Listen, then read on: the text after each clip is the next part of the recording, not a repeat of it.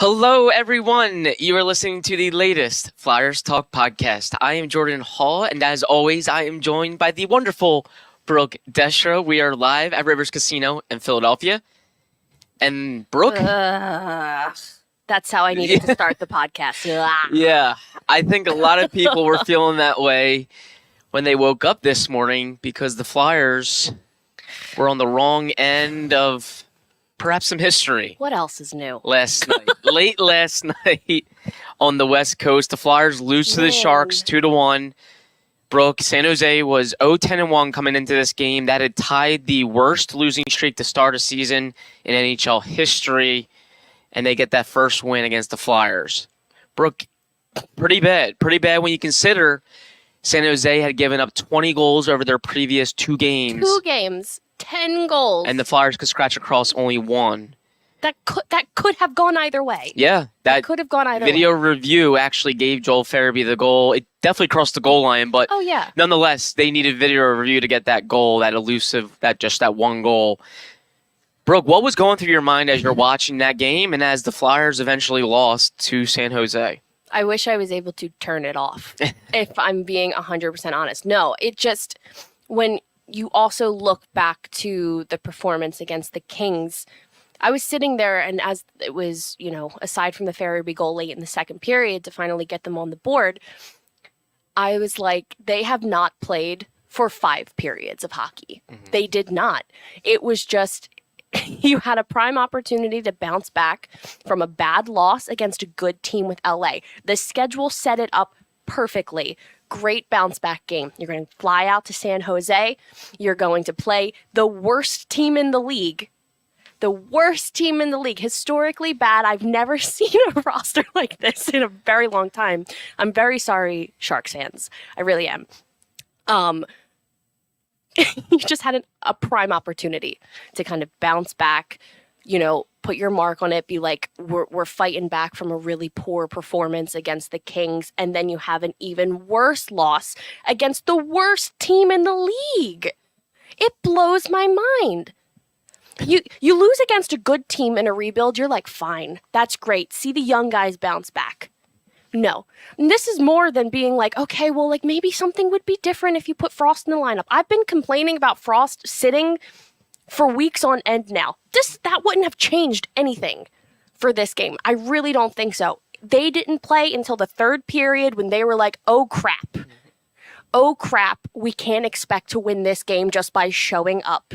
They played down to their opponent again. We saw that against Anaheim. Now Anaheim's trying to figure it out. Good for them. Moving on from that.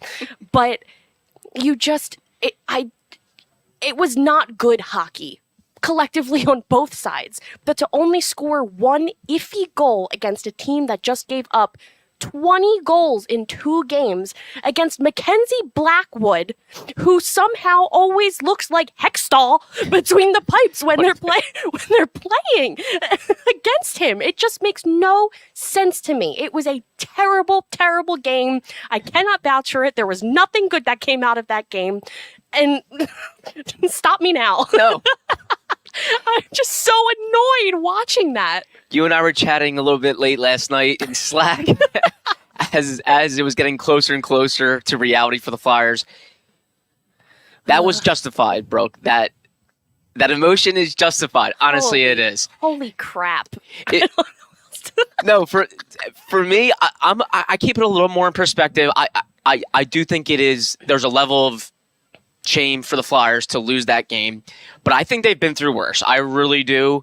I look at the 13-game losing streak in 2021-22, franchise worst. I look at the 10-gamer that same season. They had a 10-gamer last season. I think we're going to have one this season. It's only a matter of time. I'm not sure about that. I do think they will be better enough to avoid a 10-gamer this season. But I even think of the 9-0 loss at MSG in the shortened season. That was embarrassing. And I even look at that same year, that shortened season, the Sabres snapped an 18-game losing streak against the Flyers. So it seems like the Flyers are on the wrong end of some of these type of losses. Of history every single time they did this against the Coyotes. Yeah. Just a few seasons, the 17-18 season. 17-18. Sharks had the same exact record going into the game against the Flyers. And what happens? The Flyers laid an egg and the Coyotes wound up winning. It's just, the Flyers are, I don't know who they annoyed hockey gods-wise in the universe, but clearly they like having huge monumental moments historically in the league happen against the Flyers. When will it be for the Flyers? And Brooke, for me, I think the most concerning and embarrassing thing is that, as you mentioned, this was such a good chance to get right. Get right, start scoring some goals after being shut out. And the fact that they could only scratch across one, that to me is the most troubling thing, the most embarrassing thing, is that they couldn't get going offensively against this team. The Sharks were going to win a game eventually. They were going to win a game eventually. It happened to be the Flyers. Whatever. I think as San Jose picks up some more wins along the way, people are going to forget that they got their first against the Flyers. But the fact that the Flyers themselves couldn't get going, that to me was bad. I mean, this was a team that was giving up almost 5 goals per game, and the Flyers could score only 1. And I don't really want to hear that they had 39 shots and they played pretty well 5-1. Like, no, that you got to start finishing, you got to start scoring. They got to find a way sooner or later. You can't really hang your hat on shot total. Is this an embarrassing loss? Sure, but I think there'll be a punching bag for a couple of days and then they'll move on. I think they've been through way worse with those losing streaks and some of their other lopsided losses. Personally, that's how I feel about it. But the fact that they couldn't get right against San Jose, that's where I'm like, wow, not good. Yeah, this one feels, I want to say, more raw than previous ones, just because you did really roll into the season with a sense of optimism. They got off on a pretty decent start. You're seeing hot players like Konechny and Farabee figuring things out. And, having Couturier and Atkinson back, you're like, wow, like this, it might really be a new era. And I know it's just the beginning of the era. I still like everything that the team and the organization is doing moving forward. It's just, you're sitting here and you're like, oh, here we go again. Like, I just think it would have been an optimal opportunity for them to just be like, you know what? We stunk against the Kings. Let's bounce back against a team that we should beat, and they didn't because they played down to their opponent. So they got caught in another trap game. God, this is going to be a long West Coast road trip. It could be. That was game 1. This was the one game that I was like, yeah, maybe the win, but I should have known. Yeah. It's okay. Deep breaths, everybody. There we go. Celebrity cook Steve Martirano brings his Italian-American cooking back home to Philly. Enjoy Martirano's Prime at Rivers Casino and Steve's famous meatballs with Sunday gravy, prime steaks, and more. Make reservations for Martirano's Prime on Open Table. Brooke, and I think something that really bothered me too is that, yes, the Flyers are rebuilding, so maybe they will have some losses like this, where, yeah, they play down to the level of competition, but you have young guys in the lineup, and this is a game where I want to see some of these young guys produce. Put up some goals, rack up some assists, look far better than the Sharks. Like, these are games where I think they should be taking strides in the rebuild and having some young players get on the score sheet and put up maybe a crooked number, and that's, like, they didn't have that. It'd be one thing if they were playing some vets, and it's like, whatever, maybe they're older and they're not going to be going anywhere this year. They're a younger team that you want to see some guys like Bobby Brink, Tyson Forrester, Owen Tippett, on the back end, Cam York, Igor Zamula. Like, you want to see some things happen offensively. That, again, to me was where I was bothered most by that loss. It wasn't even the loss in itself. Whatever, Sharks, again, going to win a game soon. It was more about the Flyers, and that to me is like, man, they should have gotten going that night. Yeah, you get to a point where it's just like, in terms of Forrester, like, you are just so pulling for him to finally get that first goal and kind of just like ease the tension of when is it going to happen, because I do feel like he's one of those players that as soon as he does get that first goal, he's going to feel a lot more comfortable, a lot more confident. Right now, I feel like a lot of these younger guys are very rattled in the sense of, if I don't produce, I'm going to sit. If I make an error, I'm going to sit, which is, not unreasonable. That's kind of how Tortorella's method is. And I'm for that in terms of like the in-game benching, like when Cam York was benched in the entire third period against LA after making the costly penalty, like it happens. You learn from your mistake and you move on. But I mean, I feel like now might be a time to jumble some things around. You can't justify sitting Frost this entire road trip. You can't. And I'm not going to go off on another Frost rant on this podcast because I've done it so many times the past couple weeks. But you got to figure it out. You got to get him in. You got to give him a couple minutes, because if not, I just feel like it's as clear as day that the entire organization is just on being like, Frost could do with or without him. And that kind of stinks because he's rightfully earned the chance, and he's not going to figure out his game, get into a comfortable stride this season if he's sitting every couple games, if he's sitting for extensive periods of time. So I don't know. A lot of young guys didn't produce the past 2 games. Do you think they should be held accountable the way Frost has been?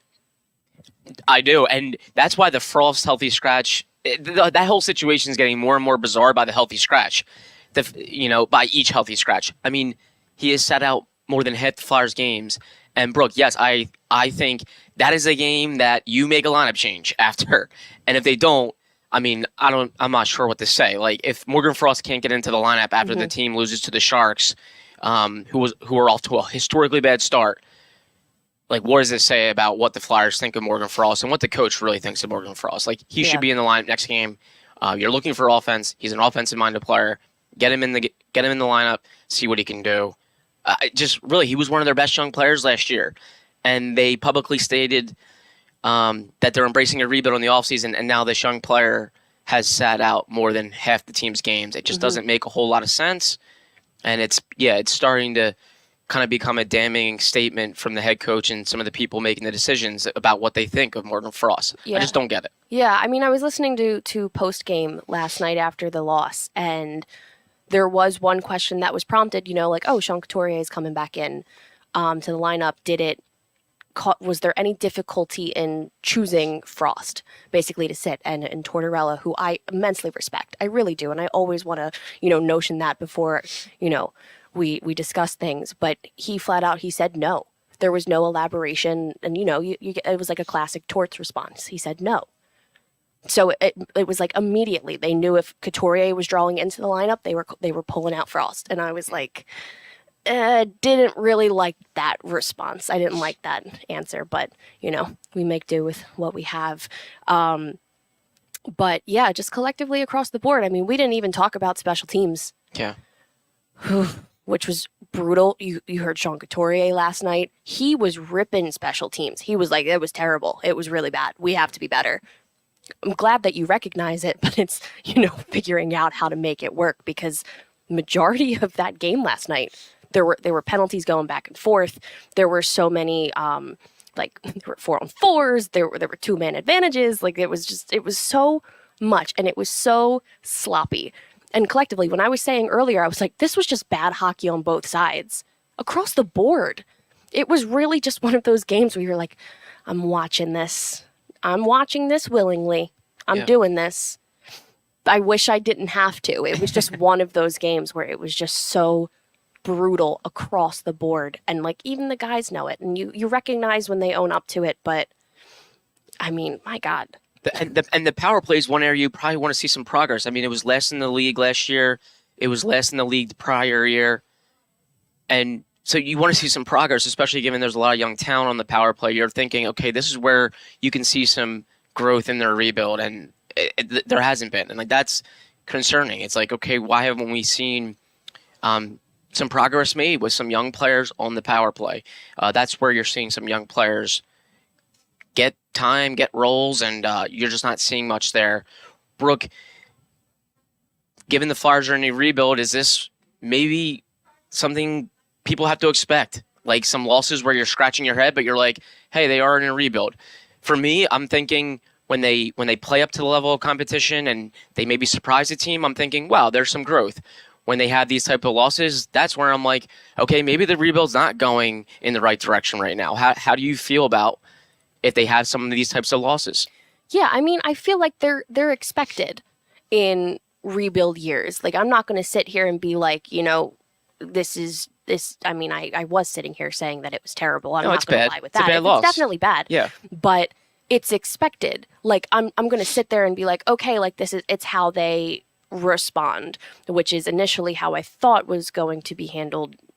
After LA, you go to San Jose and you're hoping, let's pull off a convincing win. Like, hey, it's kind of like the Buffalo situation last week. They lost to the Sabres terribly on home ice, and then they had the home and home. So then they traveled to Buffalo, and then they pulled off a pretty solid, convincing win where it's like, hey, we brushed off that other loss. We're coming forward. We still have the capability of pulling out high scoring games like this. You have like the top end talent scoring. But yeah, it's expected in a rebuild. It's just, I'm really curious how they respond the rest of this road trip because, they come out and win Friday night. It's like maybe, it's redemption against Anaheim. That would be great. If they lose, it's going to be interesting. And I think it's just more so like fans' willingness to want to sit through and be like, well, if the young kids aren't producing, why am I sitting here watching the rebuild? Like, what am I looking forward to? And that's where my brain's going right now. It's what are the exciting moments that are going to keep people engaged during a time like this? Yep. So I don't know. I think everything is very valid right now. Like, emotions are definitely valid. You want your team to win. We don't want to sit here talking about losses like this. I want to be like jumping up and down, cheering for this team because, you love the team, you love the organization, you want to support them, but sometimes you really get these games where you're like, oh my God, please just turn the page, win the next game, wipe the slate clean, move forward. Please. Like, that is just what I'm hoping some point on this road trip so we can kind of just breathe again. 'Cause, whew. Yeah. Like for me, I have a feeling that a lot of people are not going to remember that they lost to the Sharks in early November, because I think they have a chance to kind of alleviate some of the embarrassment of that loss because there's still a ton of games to play this season.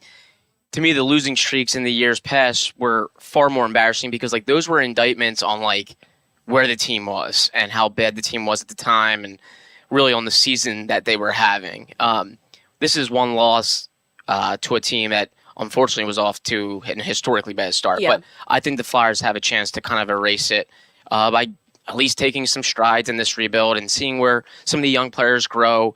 They have a chance to respond to it. So I think that's the biggest thing is, can they respond to it? I think it's more about the Flyers and how they played in that game and not seeing progress from some of their young players that they're saying they're going to develop. And that to me is probably the most concerning thing. But yeah, I also feel like in terms of like this, all eyes, I know it sounds a little dramatic, but all eyes were focusing on last night's game being like, and because everybody was just following the Sharks, like who is the first team that's going to lose to San Jose? And of course it was the Flyers, but it was like a league-wide discussion after the game ended last night. First thing when you wake up this morning, it was like, oh my God, the Flyers are the ones that lost to the Sharks? Yeah. Really?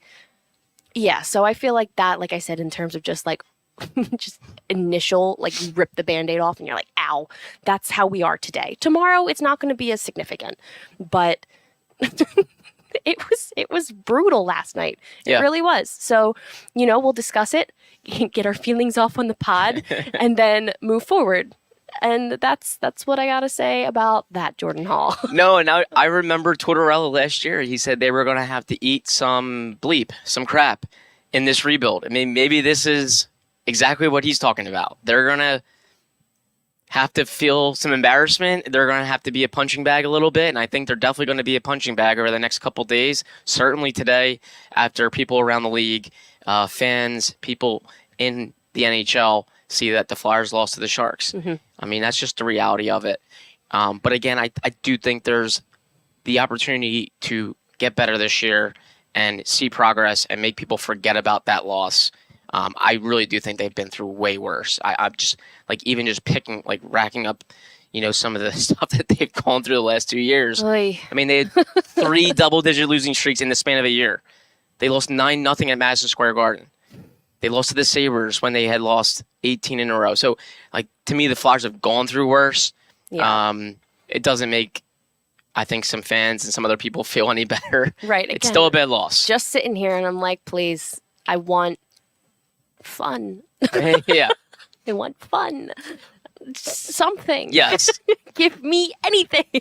Brooke, I'll ask you this. When do you think John Tortorella and some of the decision makers like Danny Briere and, of course, new president Keith Jones, when do they start to feel some heat? Do you feel like they're going to start to feel some heat now? I'm not talking about firing people and clearing house. No. I'm just talking about feeling some pressure of, hey, things aren't going particularly well. What's next?